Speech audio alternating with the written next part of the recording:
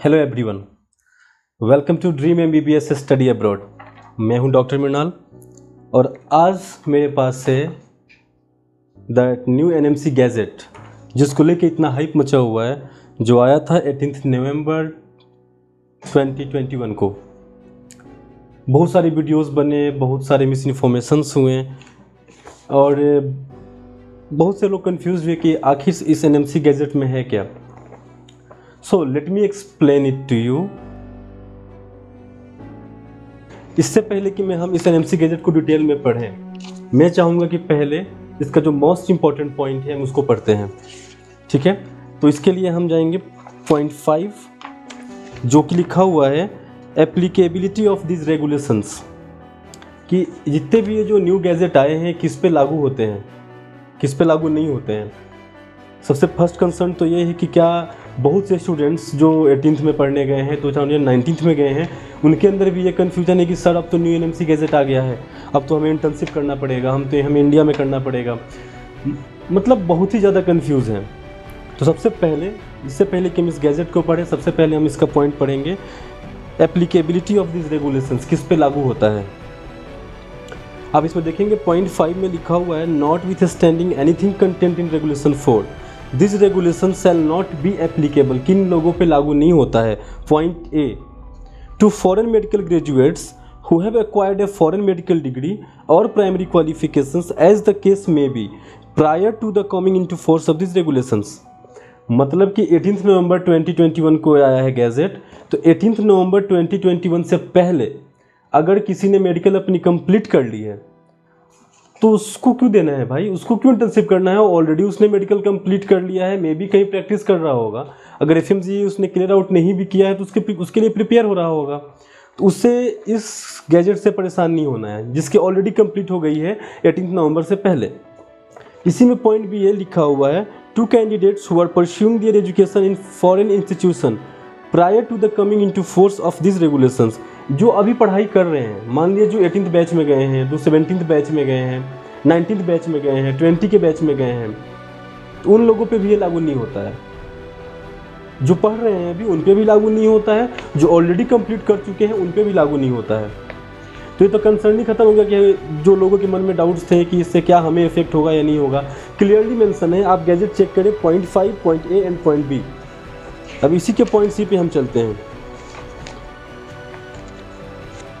ए उस पर भी लागू नहीं होता है किसको, अगर नेशनल मेडिकल कमीशन ने या सेंट्रल गवर्नमेंट ने, देखिए गौर कीजिएगा इसमें लिखा हुआ है पॉइंट सी है इसका, to such foreign medical graduates who are specifically exempted by the commission और the central government as the case may be by notification. अगर किसी को एनएमसी ने या सेंट्रल गवर्नमेंट ने एग्जेम्प्ट किया है, नोटिफिकेशन देके बोला है कि आप पे ये लागू नहीं होगा स्पेसिफिकली, चलिए मैं यहाँ पे लिख रहा हूँ कि डॉक्टर मृणाल आप पे जो भी न्यू रेगुलेशंस होंगे एप्लीकेबल नहीं होंगे। ओके, तो अगर सेंट्रल गवर्नमेंट ने या फिर नेशनल मेडिकल कमीशन ने अगर ऐसा कुछ दिया है तो उस पर भी लागू नहीं होगा। इसमें ही पॉइंट अब देखेंगे point 2, the foreign medical graduates who have acquired a foreign medical degree और primary qualifications as the case may be and the candidate who are pursuing their education in foreign institution prior to the coming into force of this regulation shall be governed by the erstwhile applicable regulations। मतलब हुआ इसका कि जो भी students इस regulation के आने से पहले, मतलब 18 नवंबर 2021 से पहले एडमिशन लिए हैं या अभी पढ़ रहे हो या उनकी पढ़ाई कंप्लीट हो गई हो, उन पे ये लागू नहीं होगा। उस टाइम पे इससे पहले जो रूल्स थे उन पे वही लागू होंगे। मतलब कि इसके पहले जो भी गाइडलाइंस थे, जो भी रेगुलेशंस थे कि इसको आपको फॉलो करना है, ठीक है, वही लागू होंगे, ना कि ये लागू होगा। अगर मैं मान लीजिए कि 2020 के बैच में पढ़ने गया हूँ, मैं उस टाइम पे जो रूल्स एंड रेगुलेशंस थे जो भी थे, नीट तो क्लियर करके जाना था, वो तो था, आप पढ़ के आइए, इंटर्नशिप किसी कंट्री की एक्सेप्टेड थी, किसी कंट्री की नहीं थी, बाइलिंगुअल कोर्सेज भी थे। तो 2020 में अगर कोई गया है तो उस पर ये रूल्स लागू नहीं होंगे, उस टाइम पे जो रेगुलेशंस थे वही लागू होंगे, क्लियरली मेंशन है इसमें। पॉइंट 3 इसमें कह रहा है notwithstanding anything contained in this regulations no grant of permanent registration to practice medicine shall be issued if the same infringes upon public policy और नेशनल सिक्योरिटी। सारे regulations को हम साइड में रख देते हैं। किसी भी ऐसे आदमी को परमानेंट रजिस्ट्रेशन नहीं दिया जाएगा जिससे वो देने से, अगर गवर्नमेंट या नेशनल मेडिकल कमीशन उन्हें परमानेंट रजिस्ट्रेशन देती है, उससे अगर नेशनल सिक्योरिटी, देश की प्रभुता, देश की सुरक्षा को खतरा हो, है ना, पब्लिक पॉलिसी को खतरा हो, तो उनको नहीं दिया जाएगा। क्लियरली मेंशन्ड है। और इससे हमें कंसर्न होने की ज़रूरत नहीं है। हमारे कंसर्न के पॉइंट थी पॉइंट ए बी सी, जो कि मैंने क्लियर कर दिया। किस पे लागू होगा, किस पे लागू नहीं होगा, क्लियर है कि जो भी 18 नवंबर के बाद जा रहे हैं उन पे लागू होगा। अब क्वेश्चन आता है कि जो भी अब जाएंगे, अब 13 नवंबर क्रॉस कर गया, जो भी यूक्रेन में जैन इनटेक हुए होंगे, या अब सेप्टेम्बर, अब एग्ज़ाम होगा आई थिंक मई जून, जो भी गवर्नमेंट डिसाइड करती है। एग्जामिनेशंस होने के बाद फिर बैचेज होंगे, फिर लोग एडमिशन्स लेंगे, बिकॉज एज पर इंडिया में सीट्स कैसे हैं, मोर देन 16 लाख फॉर्म जा रहे हैं नीट में। सीट्स कितने हैं? Less than 90,000 medical seats. तो ये तो अप्रॉक्स देखा जाए तो 5.2 समथिंग % होगा। 6% ही लड़कों को सीट्स मिल पाती है। 94% बच्चे जो हैं वैसा तो नहीं है कि पढ़ने में अच्छे नहीं होंगे। एटलीस्ट अगर 16 लाख स्टूडेंट्स एग्जामिनेशंस दे रहे हैं तो मैं तो मानूंगा कि कम से कम उसमें से कुछ भी नहीं होंगे तो 2 लाख तो पढ़ने वाले होंगे, मेरिट वाले होंगे। 2 लाख बच्चे तो होंगे, बट सीट्स आपके हमारे पास कम है तो मेरिट वाले नहीं हैं, उनको बाहर कर दिया गया। कल को और 100-200 मेडिकल कॉलेजेस खुल जाते हैं, सीट्स बढ़ जाएंगे, फिर वही जिनको हमने निकाल रखा है बाहर उनको बोलेंगे भैया मेरिट वाले हैं। तो हम अपने इनएबिलिटीज़ की पनिशमेंट स्टूडेंट्स को नहीं दे सकते हैं, उनको मेरिट और डीमेरिट नहीं बोल के। तो फिर होंगे, फिर लोग एडमिशन्स लेंगे, फिर यूक्रेन जाएंगे, रसिया जाएंगे, चाइना जाएंगे। तो अब आता है कि अगर अब जाएंगे तो किस गाइडलाइन के तहत क्या पॉलिसीज़ होंगे, क्या हम पे एप्लीकेबल होगा। तो ये जो न्यू गैजेट है उन पर लागू होगा, जो भी न्यू जाएंगे उन पे लागू होगा। हालांकि इसमें कुछ पॉइंट्स जो हैं जो नहीं होने चाहिए, जो गलत है, मैं बताऊंगा अभी आगे आपको। उसके रिगार्डिंग लीगल केस चल रहा है, कोई डिसीजन नहीं आया है। मोस्ट प्रोबेबली डिसीजन जो भी आए स्टूडेंट के फेवर में ही आना चाहिए, क्योंकि किसी के साथ भी इनजस्टिस नहीं होना चाहिए, चाहे वो इंडियन मेडिकल ग्रेजुएट हो या फॉरेन मेडिकल ग्रेजुएट हो। इनजस्टिस आप किसी एक बेस को आधार बना के आप किसी को ये नहीं बोल सकते हो कि आपका गलत है और ये सही है। अभी हम डिटेल पे इस पर बात करेंगे, आगे पॉइंट आते जाएगा, मैं बताते जाऊँगा क्या गलत है। तो अब से जो न्यू बच्चे जाएंगे उन पर क्या लागू होता है क्या नहीं, हम उस पर डिस्कस करते हैं।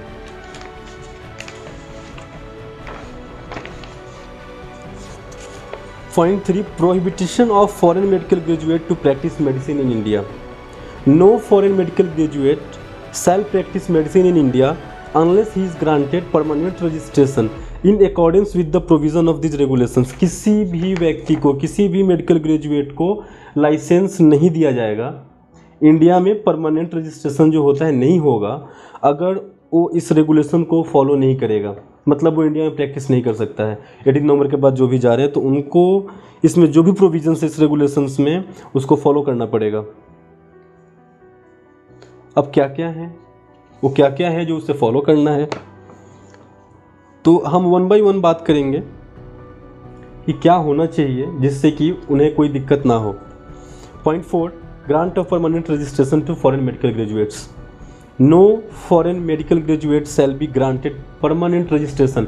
किसी भी फॉरेन मेडिकल ग्रेजुएट को परमानेंट रजिस्ट्रेशन नहीं दिया जाएगा जब तक कि क्या, point 1, undergone a course leading to foreign medical degree with minimum duration of 54 months. किसी ऐसे कॉलेज से उन्होंने पढ़ाई किया हो जो उनकी फॉरेन मेडिकल डिग्री हो, उसमें 54 मंथ्स की स्टडी कंप्लीट हुई हो। 54 मंथ्स मतलब 4.5,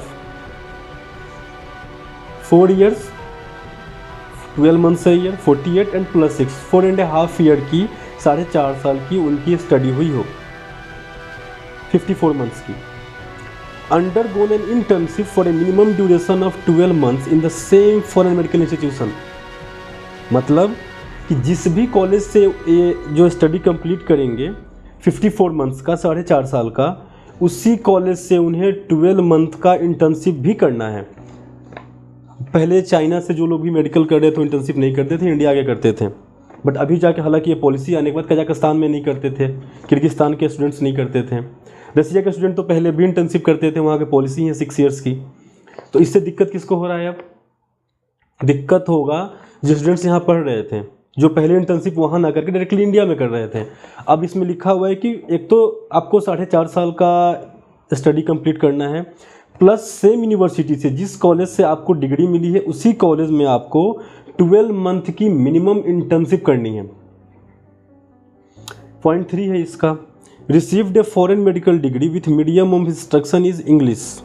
मतलब कि जो उन्हें फॉरेन मेडिकल डिग्री मिली है, जिस भी यूनिवर्सिटी में उन्होंने पढ़ाई किया है, वहाँ जो पढ़ाई हुई है mode of teaching English language ही होना चाहिए, बाईलिंगुअल नहीं होना चाहिए।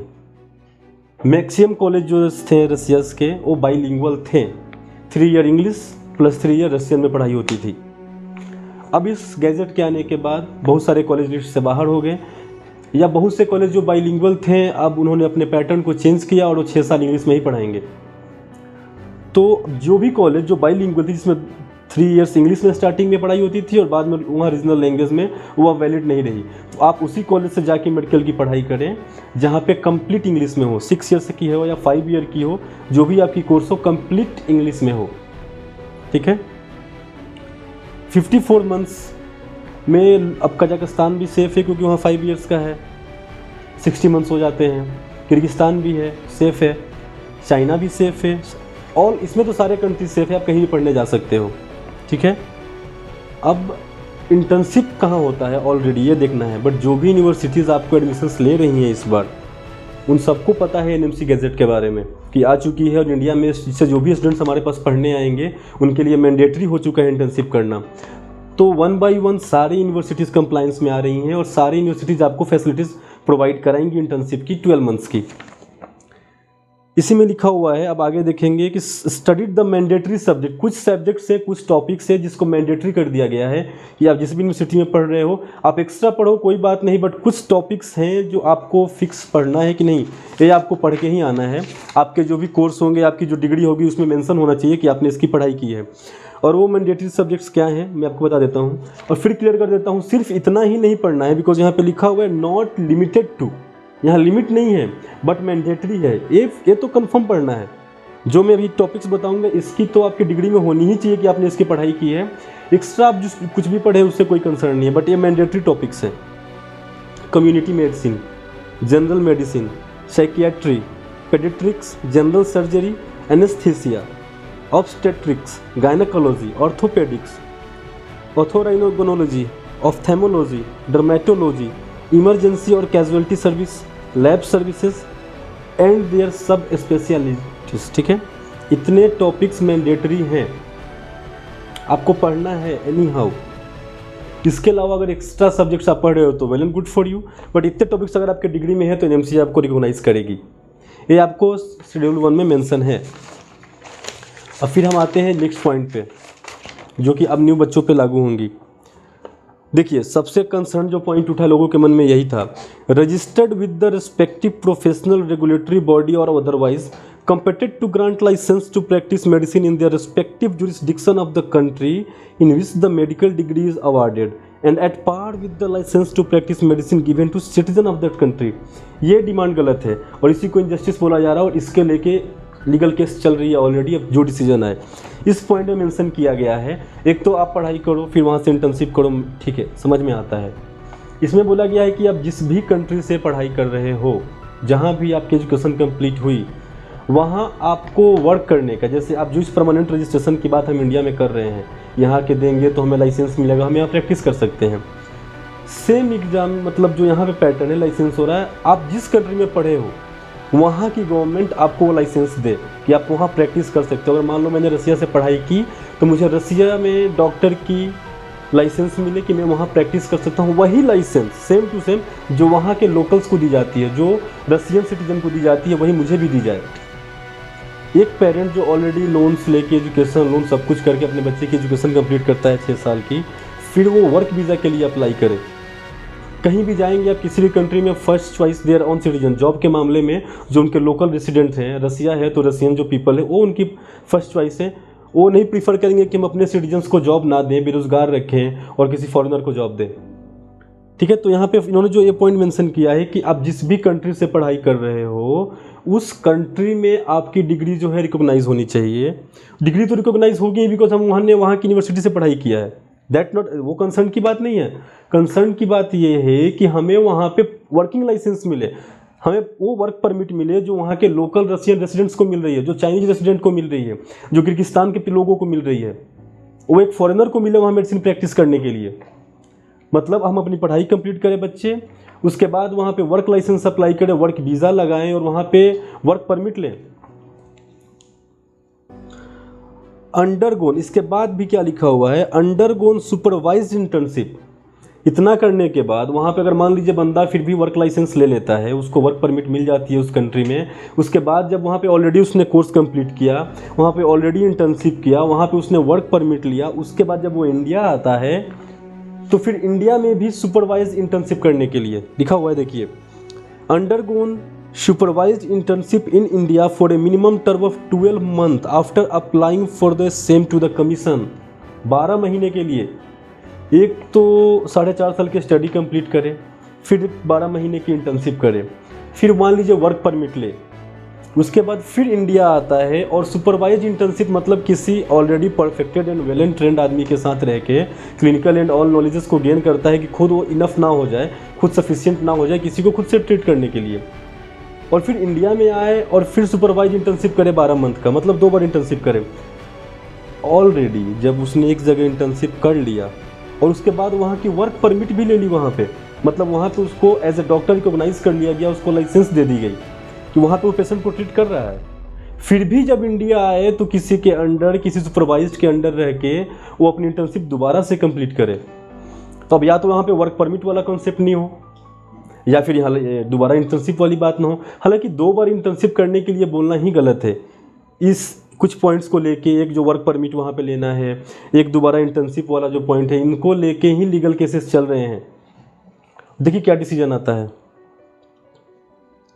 अब देखिए लास्ट इसमें डी पॉइंट है पॉइंट 4 का, has cleared the national exit test और सच अदर मैंडेटेड टेस्ट और test conducted by the commission.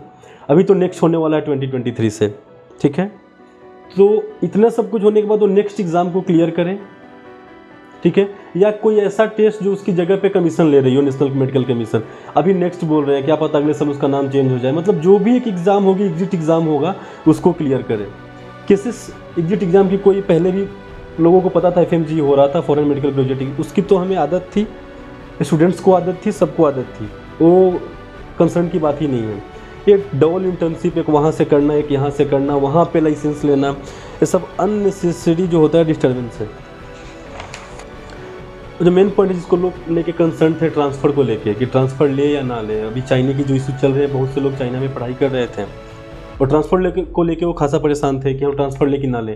Clearly transfer आप ले सकते हैं। इस 18 नवंबर के पहले अगर हैं आप 2021 के, अगर 18 बैच, 17 बैच, 19 बैच, 20 बैच, आप बिल्कुल ट्रांसफ़र ले सकते हैं, वो लीगल है।